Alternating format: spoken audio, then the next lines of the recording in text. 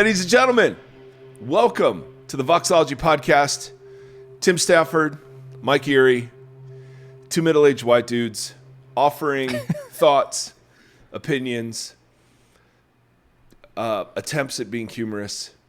And for some reason, many of you tune in. And those of you who are not tuning in know who you are, even though you don't know what you're missing. Just existentially know who you are somewhere That's out right. there. You know, there's something missing. There's a hole in your heart. A God-shaped hole. And yes, exactly. A revelation-shaped hole, if you will. Timothy, good morning, at least when we're recording. How are you? It's Labor Day, and we're laboring. That's right. Yeah. People are actually, this is almost as live as the podcast can get. Yes, Tim was great because it takes a bunch of work to turn this sucker around, believe it or not. And I was moving houses last week. And then a day after we moved, I went up to visit my son in Ohio. And I got back yesterday. So it has been a whirlwind, a whirling dervish. So Tim was great. This will come out when? Tomorrow? In a couple hours. No, This is the same day? I'm aiming for it. Dude, you are ridiculous. We'll see what happens. Would you thank Shauna for me for, Why? She's not doing anything. It's Labor Day. JK. Yeah. Just laboring with the kids. Is she neighboring? Awesome. Laboring. You guys are such great neighbors too. Tim and his wife and his family are such good neighbors. They've shared a bathroom at their neighbor's house while they've remodeled their own. I don't know if that makes us the good neighbors. Well, definitely makes them the good neighbors. I know, but the fact that they were willing to agree to that makes you have to be at least tolerable. I mean, that's pretty. Oh yeah, that's pretty amazing. That's ridiculous. So Tim, go ahead. One of the neighbors, Claire, she's from Louisiana. She's got that Southern hospitality. That's right. So she'll get mad at me if I knock on the front door before I come in, or if that's right. Every time I borrow bananas, I always replace the bananas the same day, and she's like, "Stop replacing the bananas. Just let me give you bananas." Is that a metaphor? No. Okay, that's a literal. We're replacing actual bananas because I make banana oatmeal pancakes for the kids every morning. Yeah, you do. Every morning. Yes, you do. Yes, you do. I mean, we grew up on Pop-Tarts. It's fine. You know? I mean, they don't need... I mean, they're healthy. It's just a lot of work every morning. Yeah. But if you're not healthy, then who matters? Oh, something just happened. I don't know. Someone walked in our door. I'm not sure what's happening. Hello? There's my wife. So that's good. I was wondering where she was. She must have been in the garage. So we are surrounded by boxes. It's glorious. She was mowing the backyard. So we are recording. Oh, wow. So anything, there's the peace sign. She's, I think she forgets sometimes we're on YouTube. I didn't know that you were actually recording. Yeah, no, we are actually recording. This is live today. This is Prime happening time. Today. And now she's making faces at me through the window. Ladies and gentlemen, this is what it's like to feel supported in your work on Labor Day. Now, Tim, let's just get right to it. All right? Our audience has other things to be doing than listening to us, which we're always surprised they even do that much. And we've got things. I've got boxes to unpack, my friend. Yeah. Metaphorically and literally. But speaking of unpacking our baggage, we made some comments around Christian counseling. And there were some thoughts. I stand by my comments. There were some thoughts that we received via the interwebs. And I thought they were great counterpoints. And Lord knows we were wrong about a lot of things. So this was posted on Facebook. Our Vox Facebook page. I agree with the spirit of the discussion, but as someone who was in the counseling stream for a while during my master's program, I don't know that you captured the nuances of the development of the psychiatry, psychology, and counseling as a field. It's not quite the same thing as other specialized medical fields, precisely because its practices are so tightly bound to a particular worldview. All right, so I see where this thing is going, and I think that's a good counter that, listen, the way you're going to approach this whole thing is really bound up to what you see it is to be human, what you think it is to be healthy, like how you define a lot of those words. He continues, historically speaking. I missed a sentence. He says it's not simply about the study of biological systems, it's about the philosophical assumptions that inform and guide the development of cognitive therapies.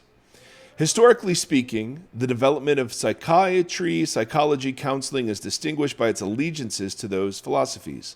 This is where we can track the divide between secular and religious practice. It's not so much about the sort of culture wars you were referencing, rather it is about the fundamental theories that shape different approaches to cognitive therapy.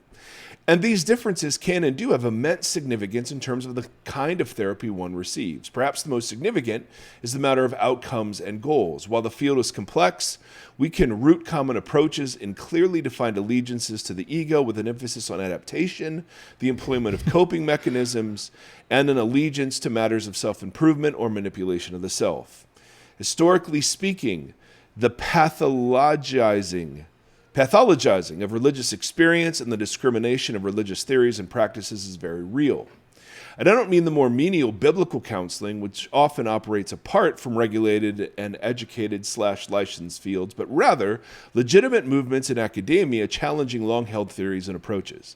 This is just my opinion, but based on my own research, the biases and limitations in secular practices in the field of psychology and counseling, which of course relates to psychiatry, are far more evident than fields of religious practice, which are often free to pursue more integrated approaches with future-based goals and expectations of healing and formation. So first of all, that was one of the more intelligent comments we've ever. Jeez. I needed a dictionary for That's some like of a that. dissertation.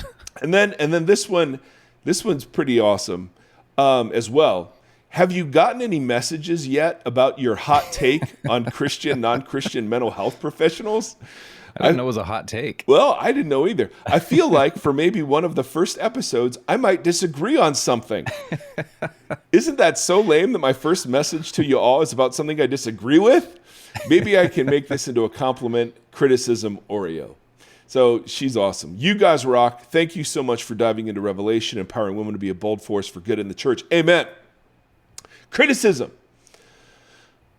And I like that she labeled it. She labeled it compliment, criticism, and then there was another compliment. So this is the criticism.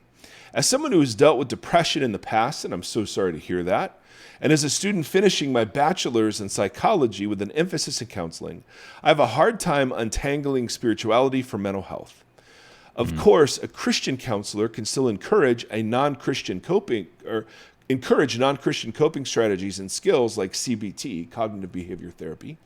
And of course, a Christian can learn skills from a non-Christian on how to do mental health gymnastics. However, I believe that a Christian would have more success with a Christian counselor due to how much spirituality affects our mental health. A surgeon can cut off your leg without having many moral implications, but a non-Christian counselor can only give you so much hope. I know everyone has unique circumstances, but for me, Paul's letters gave more healing to my depression than any counselor I ever had. I resonated with the phrase, to live as Christ, to die as gain. Did I misunderstand your suggestion for the young listener to see whatever kind of counselor he can find? I'm starting to type too much, so I'll move on to another compliment.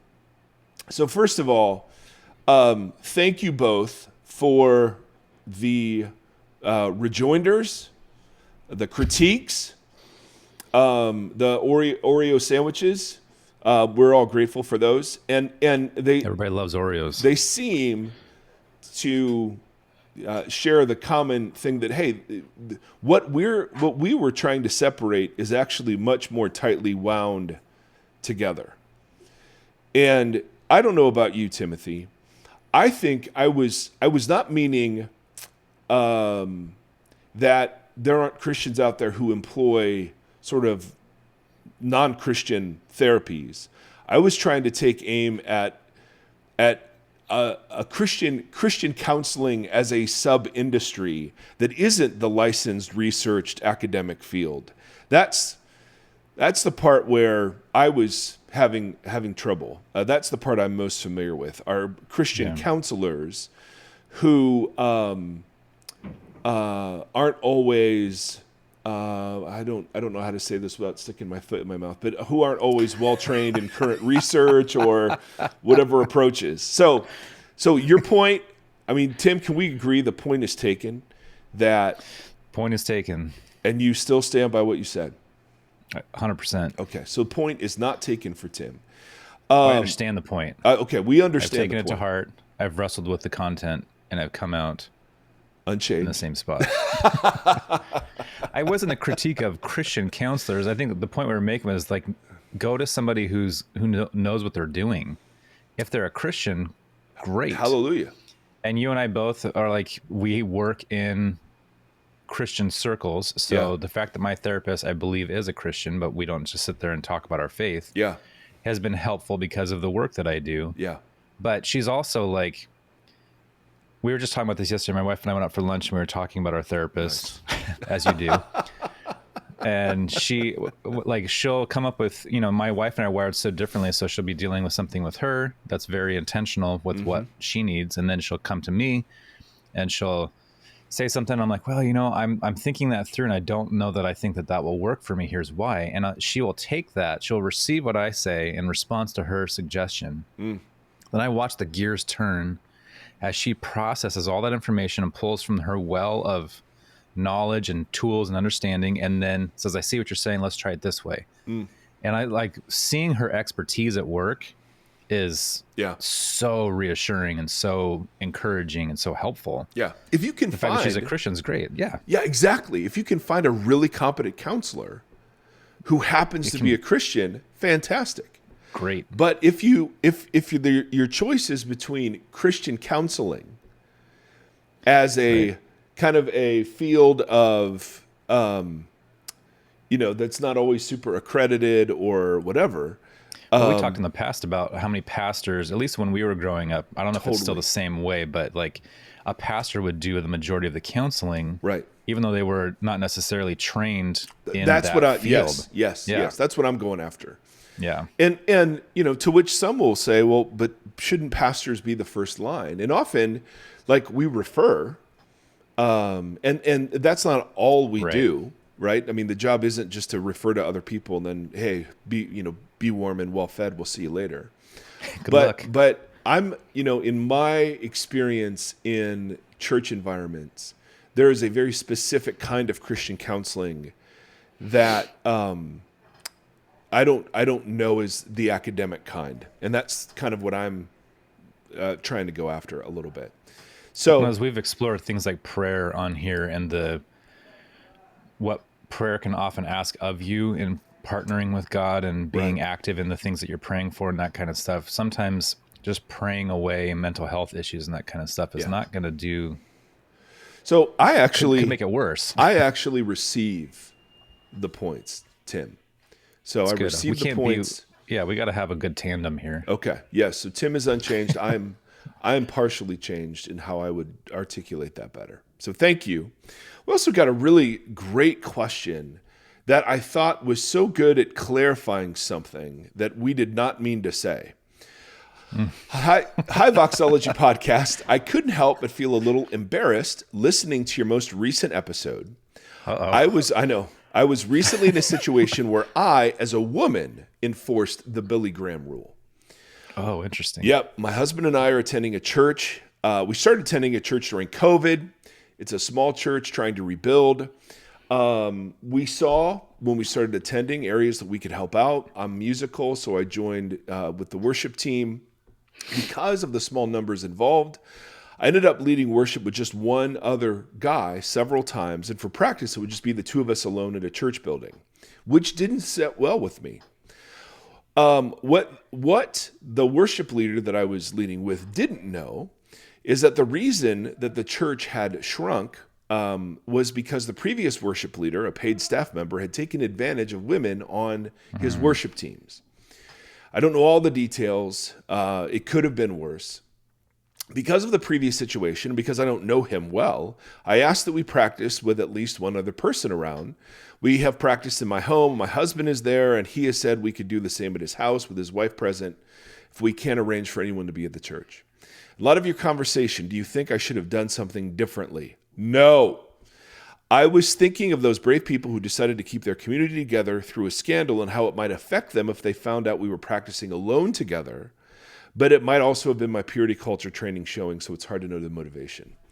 Okay, I thought this was such a wonderful, and this is where, guys, thank you that you write in and critique or ask questions or make us clarify or whatever.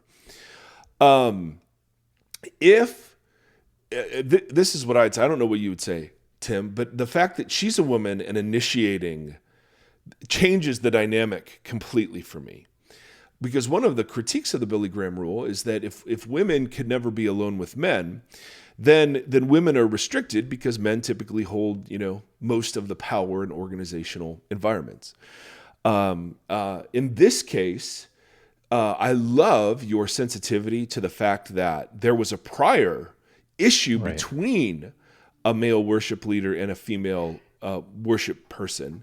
And so you would be concerned with appearances. I think that's totally acceptable, but also that you just weren't comfortable with it. I think what we're not saying is that you shouldn't have boundaries in any way, shape, or form. Right. It's that sometimes a rule like the Billy Graham rule will actually sexualize scenarios that aren't meant to be, and they'll rob us 100%. us of siblingship. And so, if people decide to have affairs, they're going to decide to have affairs. A Billy Graham rule isn't going to, put much of a roadblock in a heart that is intent on that. But it does have lots of other downsides that, I think we were exploring. So no, you have nothing to be embarrassed about. You were wise and safe, and that was a great idea. So I don't know. Totally. You want to add anything to that? No, I think she demonstrated discernment within that. That's right. Right. So oftentimes these rules or ideas get broken down to just hot or cold and, like right, wrong. And there's and that's it. It's just these really simple compartmentalized categories, and you're either in one or the other. And unfortunately, humanity, us as humans in existence together, do not work that way. There's so many different nuances and situations. So that sounds like a situation where she assessed it, discerned that this would be in the best interest of everybody involved to proceed in that way. Yep. The difference is that because it was her call, she had the agency in that situation to make that call. Usually, as you just articulated, the Billy Graham rule or the Mike Pence rule or whatever strips somebody of agency and doesn't allow them to be a part of a conversation or a part of something. And that's kind of what we were talking about. Is also it lets it, like you said, it over sexualizes the situation, and it takes away the demand for men to have any responsibility or agency themselves with how they handle or approach women. Like, not every situation is a sexual situation, and you should be able to govern yourself in a way that allows a woman to meet with you and not strip her of an opportunity or whatever just because you can't control yourself. Like, men have a responsibility to start taking control of their own selves and stop putting all the blame on women. So that was kind of more so I agree. I think she handled that really, really well. That was smart. It was wise. There's a lot of other circumstances around there that were unique to that situation, which is what we're called, I think, as humans to do, is to discern and make good decisions for the current situation that you are in and not just blanket everything. Mm-hmm. Which is also the therapy thing. Don't blanket everything. Like, if it's a great Christian counselor, wonderful. See that person. If it's not, but it's somebody who's really well equipped to help you govern through a mental health crisis or issues, great. That's how it works. Mm-hmm. Yeah. No, I think that's right. And that's, Jesus puts the onus, back on men. And again, the big critique of this is just that it seems to, in some cases, make women the issue. If women initiate this, for their own, appearance of evil or, just feeling safe or whatever, hallelujah. No, I'm sure that's not an easy thing for a woman to suggest. Yeah. And so, it's great that she felt comfortable enough and had the courage to say, hey, I think maybe we should approach this way. And also kudos to the guy that she was leading with that was like, yes, that's great. Let's, we can do it here at my house with my wife or your house with your husband or whatever. I don't know. So it seems like everybody navigated that and it's great for the church too, for the appearances. I think that's right. Like we'll often talk about things about like living above reproach or those kind of things, but they're always, even those are blanket statements that don't require, or we have made them so that it doesn't require us to think through the nuances of every situation and what it means to be above, so I don't know. I agree. Nice. Thank you for emailing in. Hey, Seth. Yeah. Hey, go in the bathroom, honey. We're recording. Thank you. That's his new floppy place, master bathroom. He likes the acoustics. Now, let's do some revelation, Tim. Oh. Last episode, we talked about chapter 4, chapter 5, and how a lot of... Domitian. Yes. And I like that somebody ran that through Chat GPT just to oh yeah, I forgot about that. Yeah. That's amazing. Just to make sure. Just to double check your work. Yes, exactly right. I feel like, so on one, end of the spectrum, Revelation is in dialogue with the imperial propaganda of the day. And we tried to show that particularly last episode. This time I want to show more how it's in dialogue with the Old Testament. So we're going to split chapter 4 from chapter 5, although they fit together, but there's such significance of what happens in chapter 5 that we need to set it up by looking only at chapter 4. So, as a reminder, here's our text.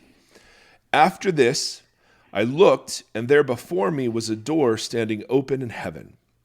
And the voice I first heard speaking from chapter 1, speaking to me like a trumpet, said, "Come up here, and I will show you what must take place after this."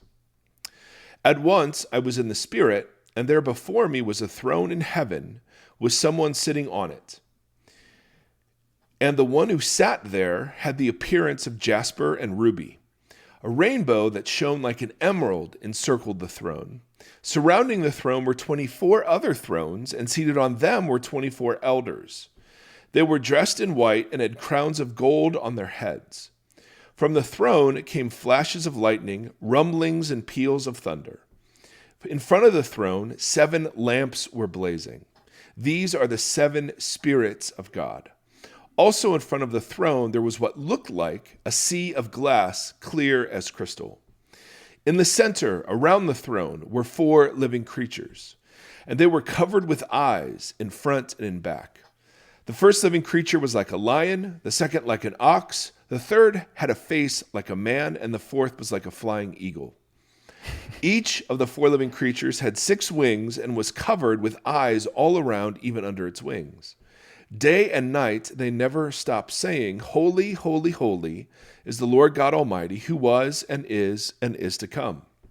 Whenever the living creatures give glory, honor, and thanks to him who sits on the throne and who lives forever and ever, the 24 elders fall down before him who sits on the throne and worship him who lives forever and ever. They lay their crowns before the throne and say, "You are worthy, our Lord and God, to receive glory and honor and power, for you created all things, and by your will they were created and currently have their being." Boom. So, let's get weird. Seriously, nothing confusing about that. So what I want to do is I want to remind us that this image is directly related to the issues we were talking about with the 7 churches, some of which are being persecuted and are materially suffering. Some of them are blessed because they're not being persecuted at all. They fit right in to the status quo. Others are tolerating false teaching, that the teaching itself is an accommodation to Roman cultic practices. And so this isn't the after this. He says, after this I looked. When you see the word after, it's very easy to read that as, oh, this is the sequence of events What he's giving us are the sequence of visions that he received, but they're not in linear historical order, as we'll see down the road. A lot of these repeat themes, a lot of these say the same things multiple times. So the after this, again, we talked about calendarizing. It's one of those words where you're like, okay, so we wrote the letters. Now, this then is what's going to happen, or what is happening.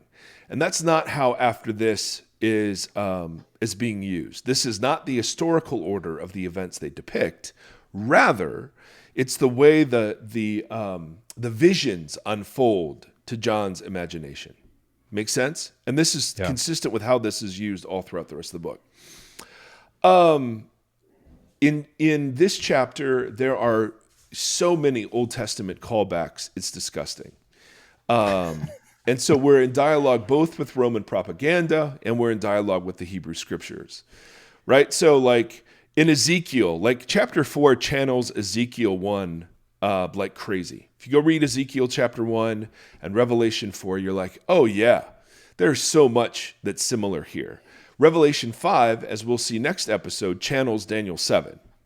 All right, so when you wrap all this together, these are totally congruent throne room scenes. Revelation isn't giving us anything new yet. The new part will come in chapter 5 when the Lamb receives the same worship as the one who sits on the throne. That's the big gut punch that is coming in chapter 5. But chapter 4 is just a throne room scene like you get in Ezekiel, where you have 4 living creatures, a sea of crystal, a throne surrounded by fire on which God is seated. All of that's from Ezekiel 1. Now, verse 1, where he says, after this I looked, we talked about the idea that the after this isn't a sequential ordering of events, but rather this is just what he saw next. The open door, that's an Ezekiel reference, of course. In verse 2, the first mention of the throne, I see a throne. The word throne is used a ton in Revelation 4 and 5. It's mentioned 17 times in just these 2 chapters alone, and 21 times the rest of the book. So it is one of the most dominant images. And it's not coincidental, right? The whole throne language of the Caesars, I mean, is called into question by the throne language applied to God and the Lamb. And so, and throne, of course, has all sorts of intimations of sovereignty and power and glory and honor and strength. And it undercuts, as we've talked about, so many of the claims that Caesar was making for himself. In verse 3, we read about these precious stones. And these precious stones are really, really interesting because on the one hand, they are found on the breastplate of the high priest in the Old Testament. They're also found in the walls of the new creation city at the end of Revelation. And this whole rainbow idea, we hear rainbow and we think clouds. They heard rainbow and thought light. And so the idea is that, like, there was a brilliant and dazzling light that came from the throne that was reflected. And remember, this is something we'll get into later, that the earthly tabernacle and temple was a reflection of what was going on in the heavenly tabernacle and temple. So, of course, you're going to get all these callbacks. Like the Sea of Glass is a callback to the Bronze Sea in Solomon's temple. And it also is in reference, this Bronze Sea is also in reference to the Exodus story, the sea, the Red Sea that was parted. And so that gets a callback later in Revelation, as there are these 2 angels next to the Red Sea who pull martyrs through trial and tribulation, and they sing a new song, which is what the Israelites did when they passed through the Red Sea in Exodus 15. Right? So you've just loads. You're just stacked layer upon layer of Old Testament imagery. Verse 4, the 24 thrones, and upon them are 24 elders. And the number 24 is super significant in the Old Testament temple complex. There were 24 orders of priests, there were 24 Levitical gatekeepers, and there were 24 Levitical worship leaders. Wow. Also, later in Revelation, we get the idea that the New Jerusalem is built on the apostles and the patriarchs. So you have one option for understanding 24 also is the 12 apostles and the 12 sons of Israel, that the New Jerusalem is built on their testimony, which totally fits the context too. So it's definitely a temple image that the Old Testament temple represents. But there's enough later in the book to say, oh, well, this could also just represent the holistic people of God, standing and having priestly orders that represent the whole people of God, Old and New Testament. The four living creatures, so much debate about what they are. Some think they're four different aspects of Jesus. Others think that because they're emphasized as living creatures, that they represent all of created life. So the animal kingdom and the human kingdom and the bird kingdom. We don't have any fish, but, bummer for them. They're just like an amalgam of all the different species. Yeah, well, just they're representative. It's these are clearly symbolic representations Of something. of this concentric worship with the throne at the center. And so you have the living creatures right there, and then you have the elders right there, and then you have you have like these if the bullseye is the throne, you have these concentric circles sort of radiating outward, and so it makes sense that these would be representative numbers. It's the whole church is worshiping, and every living thing is worshiping. That seems to be the idea. And one of the things that is encouraging to the persecuted first century minority church is the idea that they have a place and representation in the heavenlies currently. Like their eyes tell them they're a persecuted minority of just weird people denying the Roman gods.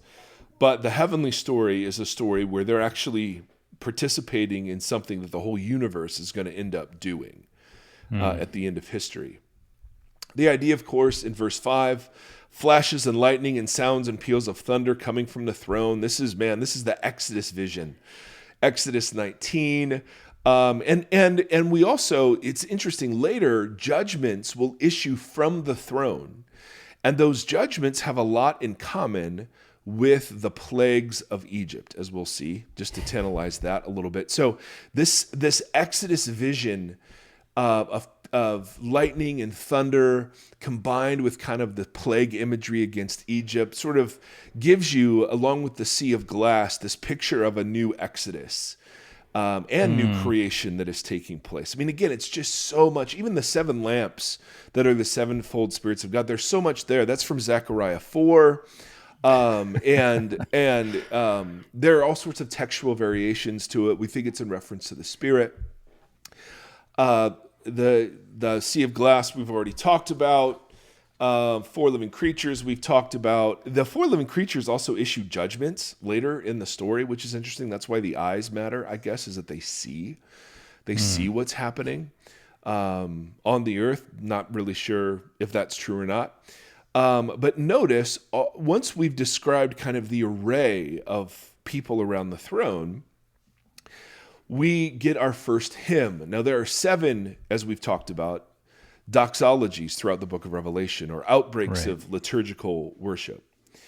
And here, of course, is holy, holy, holy, the Lord Almighty, one who is, who was and is to come. That comes from Isaiah 6, another throne room scene. And in Hebrew, of course, if you want to emphasize something, you don't have, italics or boldface type, you repeat it. So holy, holy, holy is to emphasize his holiness over every other attribute. And holy here doesn't mean morally pure, although that's certainly part of it, but it means wholly other. It's not the buddy Jesus, that was common years ago, where Jesus is just kind of my best friend and my boyfriend and we hang out. It's Jesus is my homeboy. Jesus is my homeboy. He is the Lord Almighty. And then in the appellation, who was and is to come, of course, was used of Zeus. It was predated massively by the Old Testament, who would speak of God this way. But it was also currently in that era used of Zeus. So, I mean, you're just getting another jab. It also was Brett the Hitman Hart. I The totally. best there is, the best there was, and the best there ever will be. It's almost Trinitarian, man. That's freaking amazing.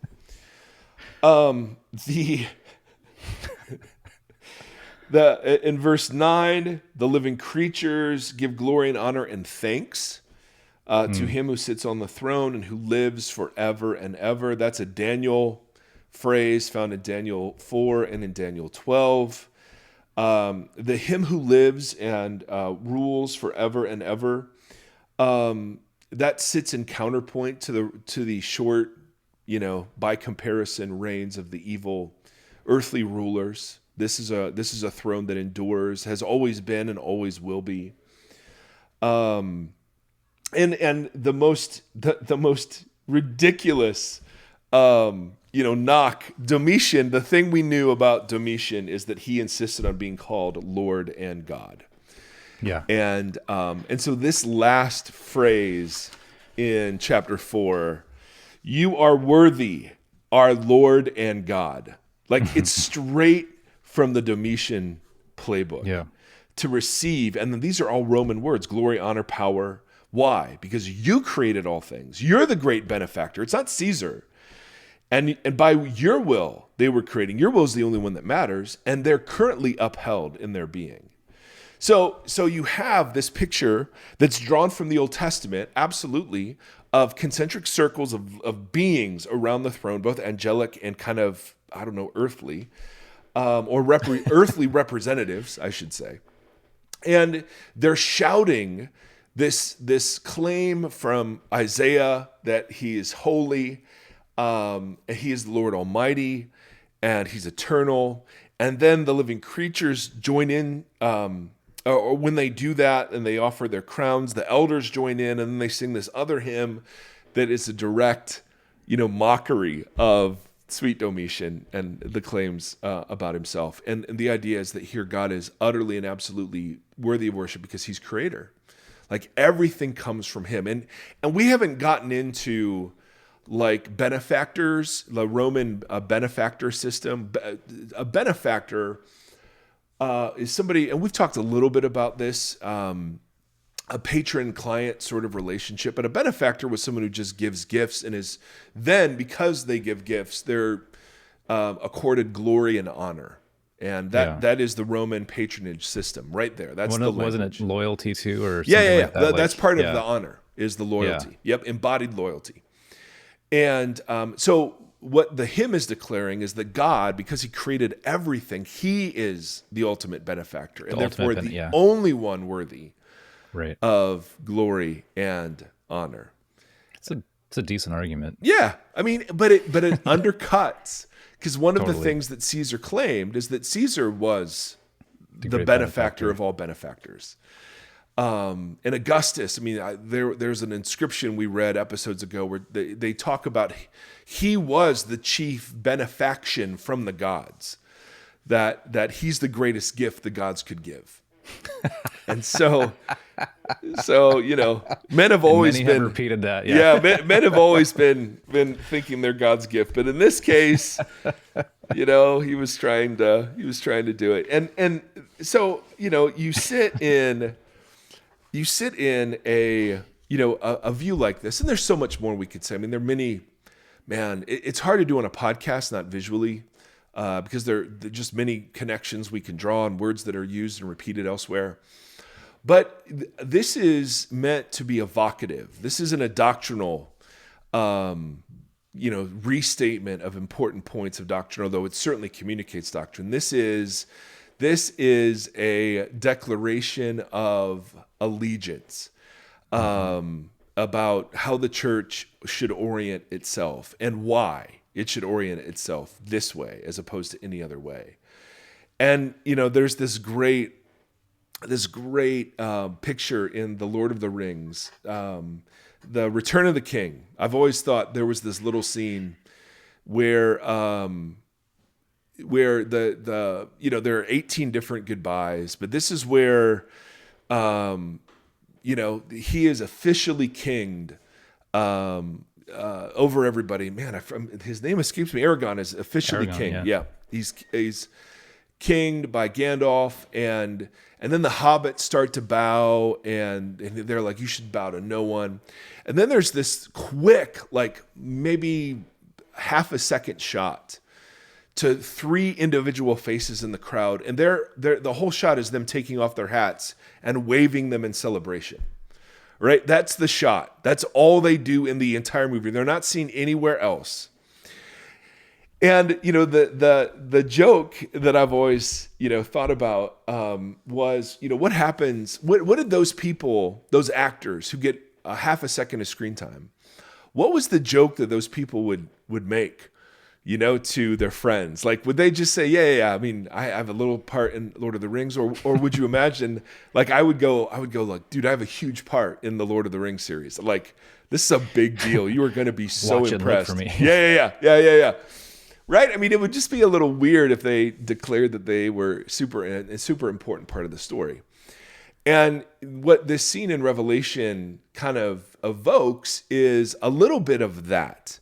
Right? That our job with the little bit of screen time that we get is to sort of, take our hats off and wave them around and celebrate the king.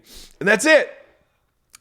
And it's this beautiful kind of calling into question of American narcissism, even in, and how important all of this is supposed to be, and how significant all of us are. And, and hallelujah, we are significant, and we are beloved specks of dust and all of those sorts of things. But there's a counter to that this throne room introduces, where it's like, here's where human history is gonna go. No one's gonna be sitting there saying, hey man, do you know I had a podcast that was decent back in the day, or I led a big church, or what, all the dumb. I mean, it just is such a great reminder.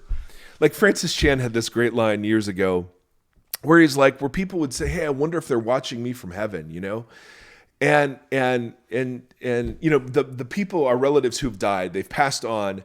Do they watch us? Do they watch us in heaven? And Chan had this very humorous line about, no, I think there's better things to watch than you eating toast, in the morning or whatever. And so there's this, and you can see how for persecuted churches, man, this image speaks so much hope.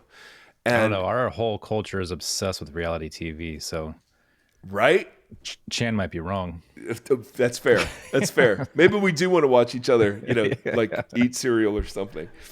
But like the first dumb sort of thing that at least communicates to me always is like, I'm such a bit player. Like I'm privileged to get however many years of screen time in my job, sort of literally is to sort of wave my hat and celebrate the king and kind of move on.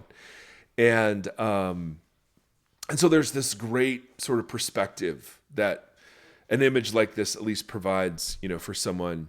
Well, then it prompts you to ask because then that comes a binary. We love our binaries so much, where it's like, I'm either of utmost importance as an individual, or I'm not. Right. And then it's a period.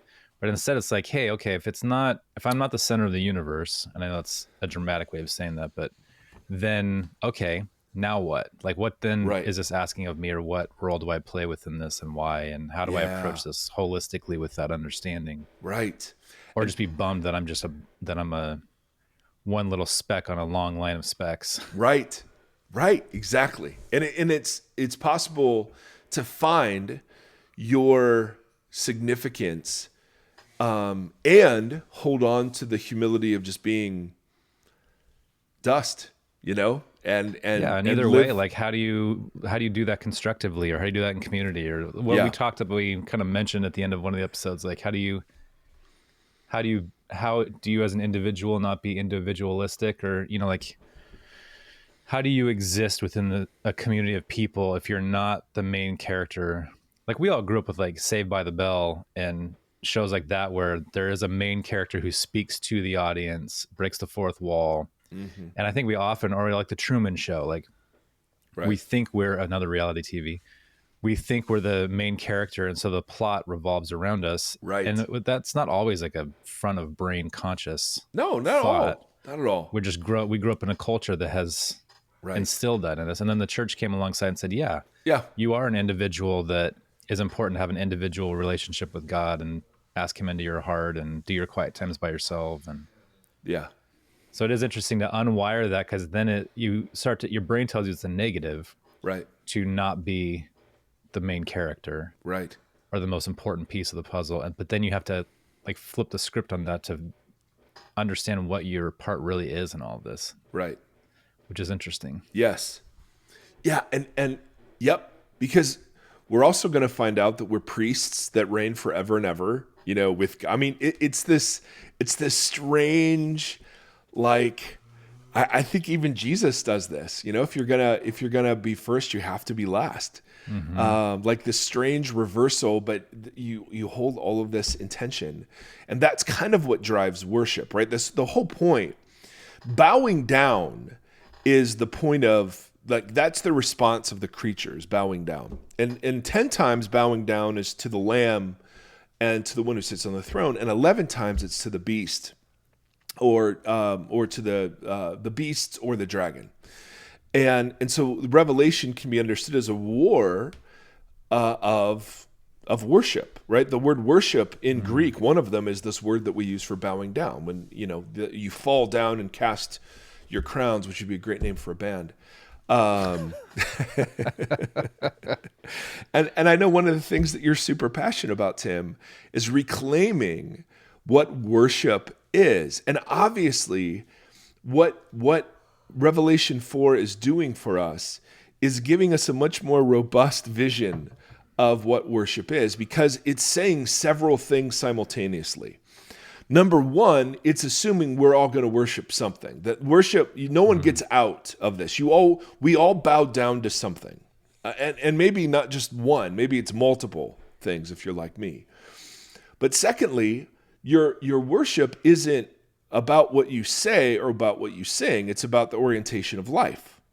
So the bowing down here isn't just, so if everyone's bowed down, then you're actually worshiping. No. Because you could not bow and be worshiping, and you could bow and not be worshiping, right? The issue, though, is the orientation towards the center, the throne. This is the center-focused, thing we're always coming back to. And it's construed here in very political terms. Yeah. That's the part that is, I think for me, a part that really jumps out, and I know you resonate with too. You've done some Wanderer stuff on this, where worship here is civil disobedience. Worship here is resistance. Worship here is like an act of justice.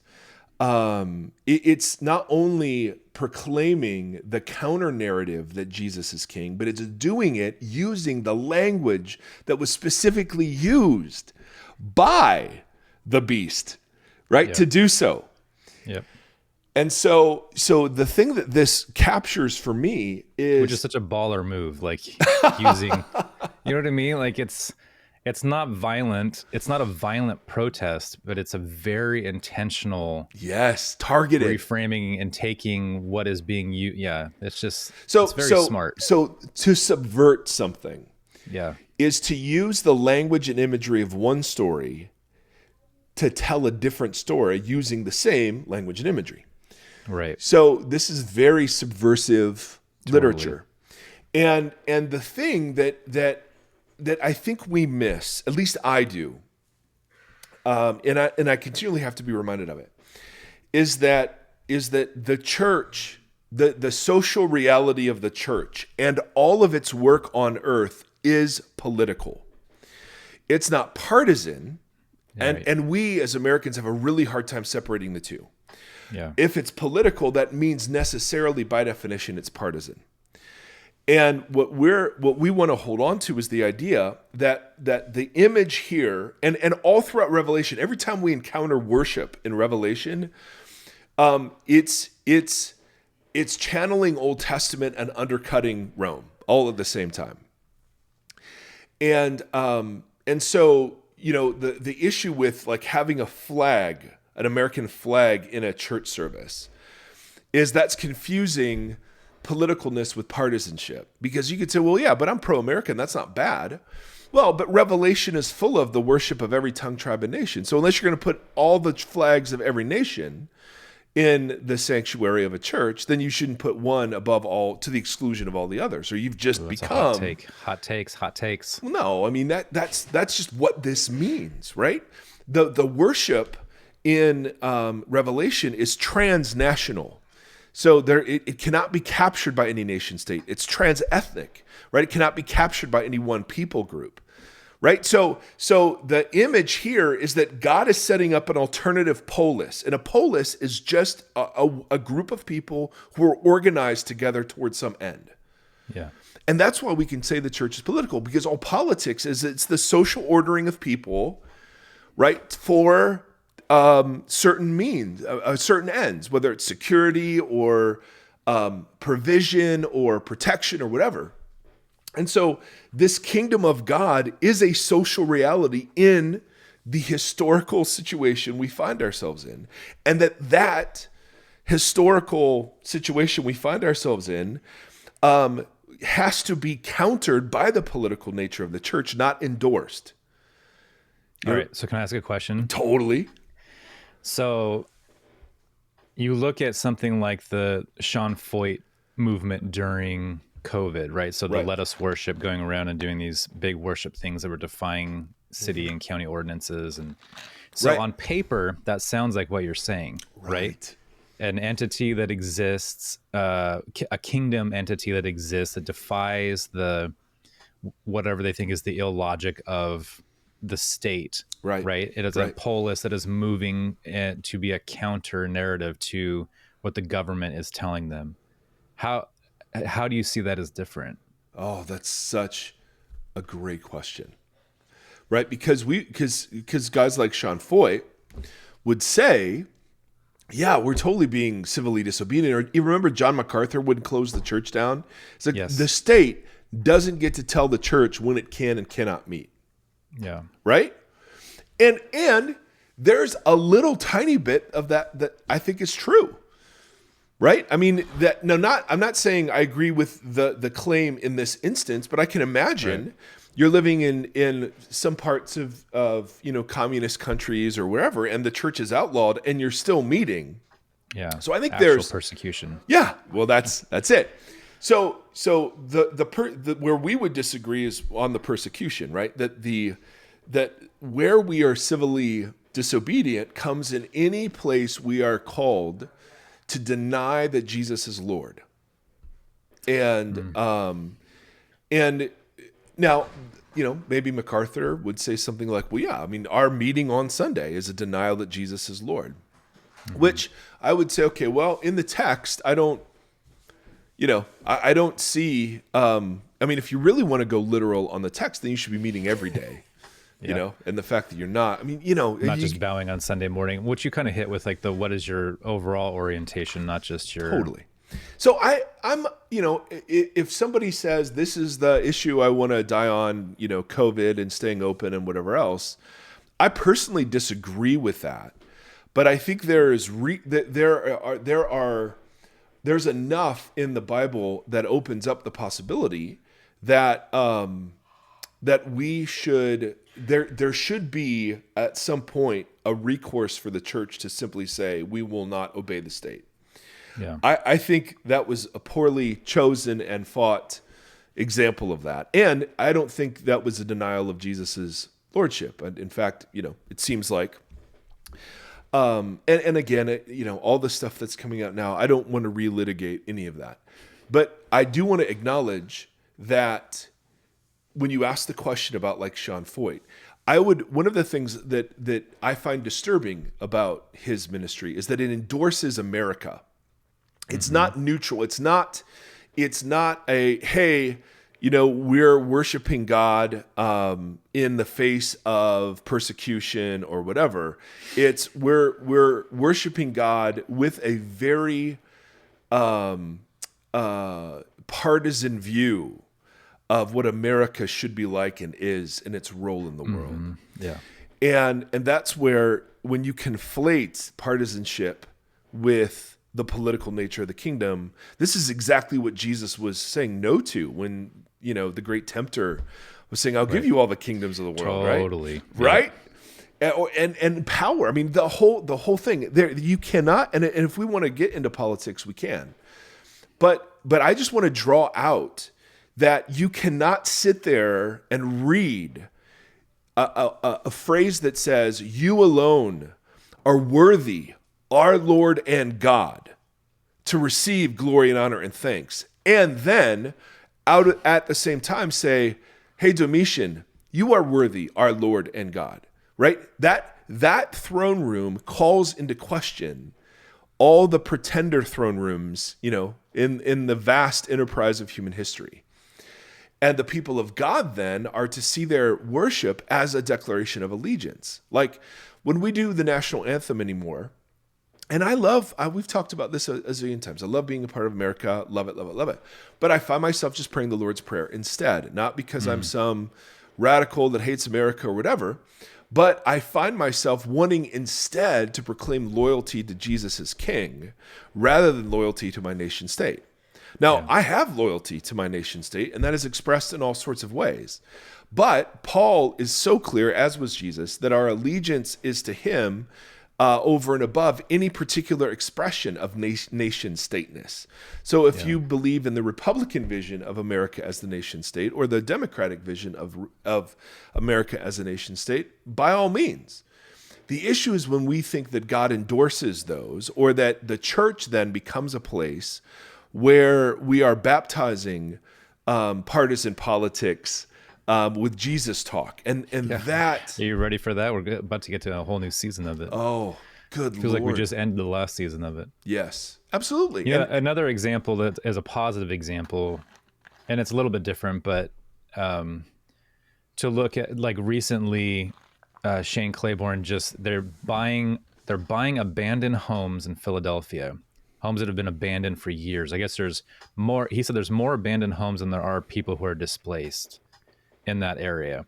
And they're buying them and refurbishing them and selling them for less than they bought them for to families, and doing the loans through themselves with no interest rates, just to help people get homes in the area. And it's like, it's under the radar. So when I juxtapose that with the Let Us Worship campaign, one is trying to get as much publicity as possible. We're pushing back against the mandates in the name of Jesus, and we're worshiping in this big, loud way so you can all see that what we're doing. And then Shane, who's organizing these things that are not necessarily on the main, like the front page, but are actually serving his community and doing it in a way that not only just gives them a gift, but helps them get on their feet through it too. It's like this weird... Every time I get into one of these conversations with somebody lately, I feel like everything, doing these kind of series have helped me see the congruency of the Bible. And so watching, and I'm sure we'll get to some of the stuff, some of the imagery in Genesis 1 is being kind of reiterated in certain parts here too, where it's like there's a lot of congruency here. And when you think about one particular instance in the Bible, it's obvious it's oftentimes connected to so many other ripples. Yeah.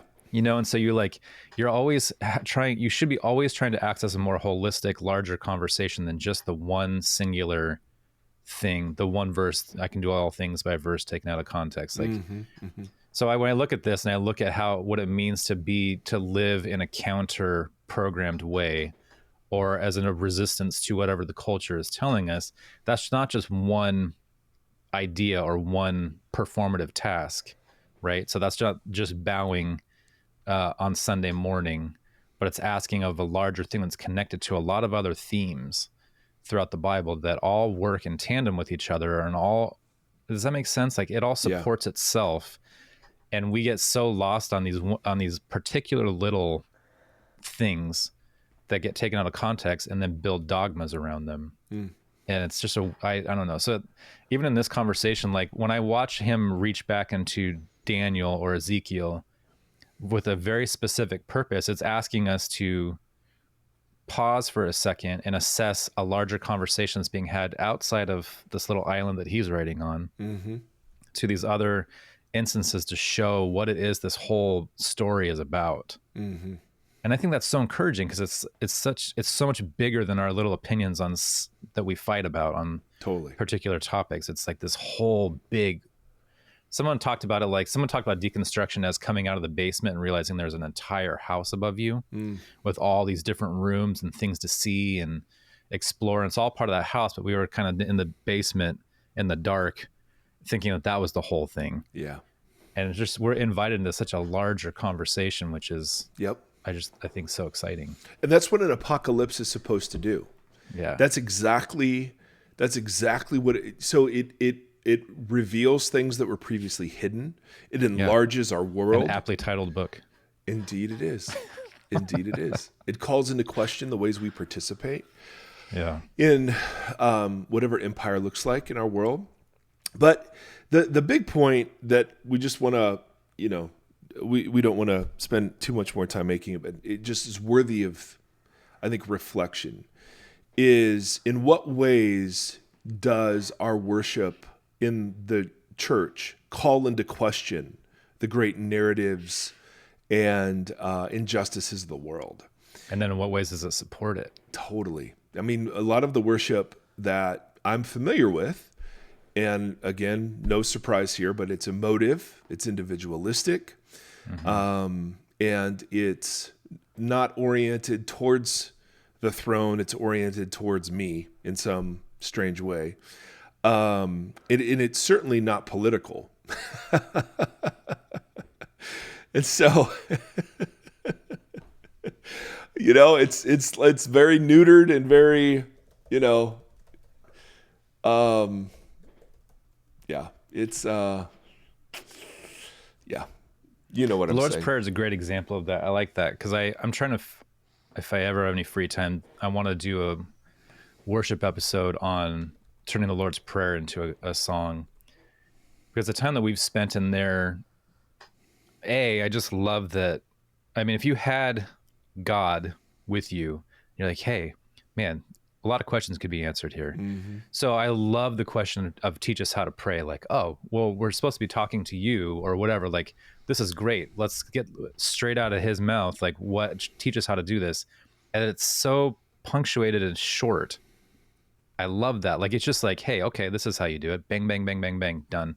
Yeah. And I imagine they were expecting this like 12-page thing that, reaches into the corners of the universe or something. He's just like, boom. But then, as we've done on this before, how that prayer breaks down and what the things that, like the daily bread, whether or not maybe you already have your daily bread, then what are the implications that are beyond you within that, and all the we language and us language. And I don't know, it opens up a lot, and it is so counter to a lot of the worship music that we, well, even if not just music. I mean, we ad nauseum complain about the reduction of worship to music when it's a life orientation, right? Represented by bowing down. So yes, the music, if we're not careful, seems super thin, and not at all the kind of prophetic, sustaining sort of worship needed to build a culture of resistance. And nor is it in any way, shape, or form, against the powers and principalities. Seth Erre has made an appearance, and it's just making goofy faces at Mr. Tim Stafford. One of the benefits of our YouTube feed is that you get the face of Seth Erre. Hi. Hi. How do you like the new house? Good. Is good? Yeah. Yeah? Yeah. You got a good place to do the floppy? Yeah. Yeah. yeah. And we got school tomorrow? Yeah. Yeah. You pretty talkative Wow. today? Yeah. I don't think so. All right, so let's wrap it. I don't remember what I was saying, but this is way better. Seth Erre, Yeah. would you want to close us today? You want to do Shema? You want to do Shema? Yes. All right. Are you ready? Yes. Shema Israel, Adonai Adonai Eloheinu, Adonai Echad. Hear, O Israel, the Lord our God, the Lord alone. Love the Lord your God with all your heart, soul, mind, and strength. And love your neighbor. Tim Stafford. Yes, love your neighbor as yourself, Tim Stafford. Or love your neighbor as you And love Seth. Tim Stafford. And Seth. Absolutely. Yeah. And Mike. Yeah, and Mike. He calls me Mike now. There's Dad no Mike. dad. Oh, sometimes I get dad. Welcome to my podcast. Sometimes, well, That's it's right. Mike and Tim's podcast, but yes. Well, you know what? He's the sole kid in the house now. He's the big kid in the Yeah, house dude, now, how is so- it being the only kid here? There's no Nate, there's no Hannah. It's just Seffi and Daddy and Mommy. Yeah. What do you think of that? Boing. Boring. Yeah. Man. Okay. Anyway, till next time, friends. See ya. Peace. Peace. Peace.